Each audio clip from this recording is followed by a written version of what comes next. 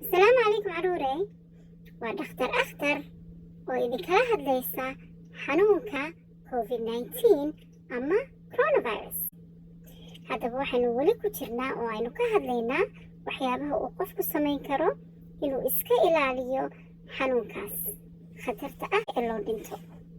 waxa weeyaan oo ugu muhiimsan inuu qofku gurigiisa joogo oo aanu bixbixin.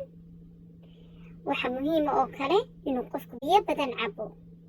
way biyahu waxay sameynayaan in bakteeriyadii afka ku dhalatay ama haddii wasakhdii ama xanuunkii uu afka kaga dhalatay bakteeriya ay biyihii qaadaan oo ay caloosha geeyaan.